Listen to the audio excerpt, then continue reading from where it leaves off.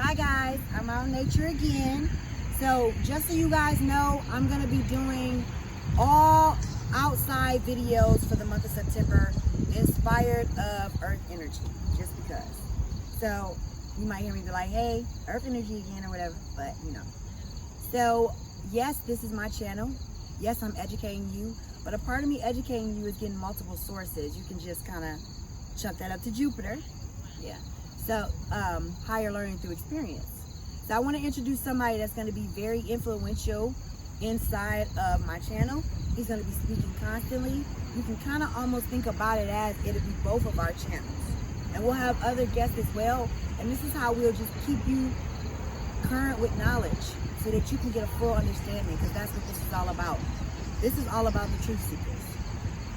So without further ado, I would like for you to meet my brother, Zodiac King.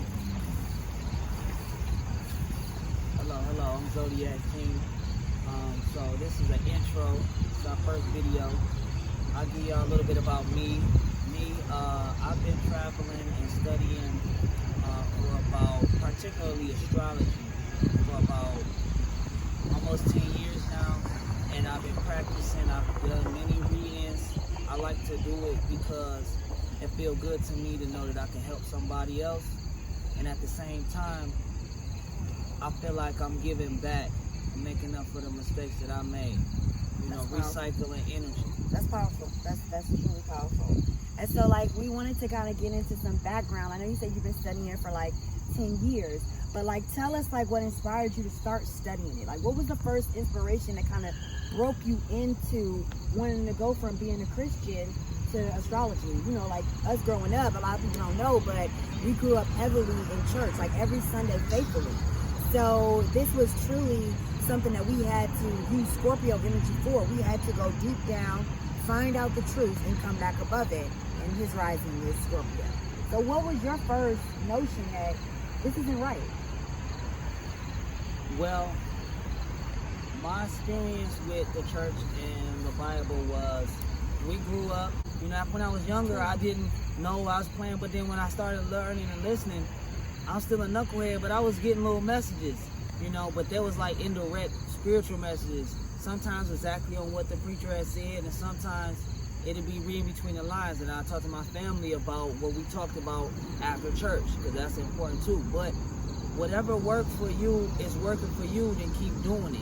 Yeah. Whatever religion it is. But for me, and what happened with church was, I had started, you know, reading, because like I didn't read a lot when I was younger, and so I was like, you know what, I'll find something I was interested in the Bible. So I started reading the Bible, and I saw some inconsistencies, and then everybody just kept telling me to just listen to the preacher. He gonna tell you, you know what I mean, don't think, just give it all to him, and just he gonna do everything. And I just said, that's easy. But then I said, well, how can I challenge myself if I give all my problems and my worries to somebody else? How am I growing and evolving? I can't.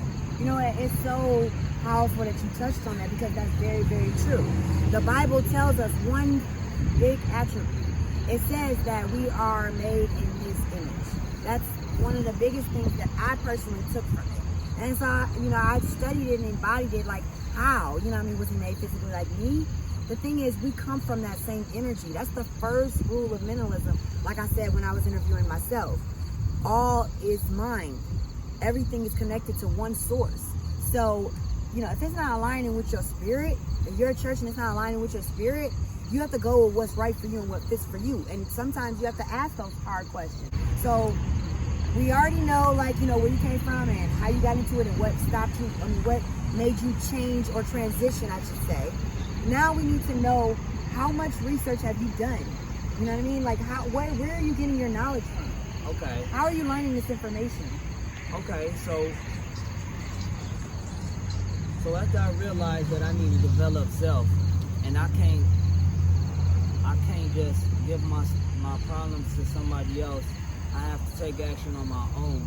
I started looking around elsewhere. So I said, well, how can one thing say this is that? One religion or one thing say this is the all?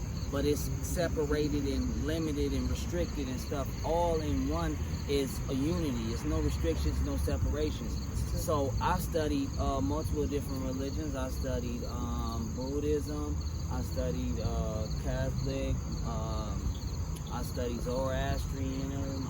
And how many I studied years all out of. did it take you to kind of get to where you are with your knowledge right now? Like, how many years do you have to accumulate to say that, you know, I'm an expert astrologer. I can look at your chart and give you an adequate reading about your future, your present, and even your past.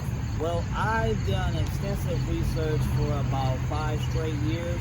I was incarcerated during that time, so that kind of ignited my spark to dig and develop self too, because but it was 5 years, particularly that I studied religion, and but about what brought about the change and the wake up and how I broke out of the loop, because if you don't realize yourself, you'll be trapped and following and going with the wind like everybody else.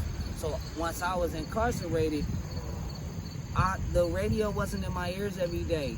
The That's TV true. wasn't in my eyes every day. That's true.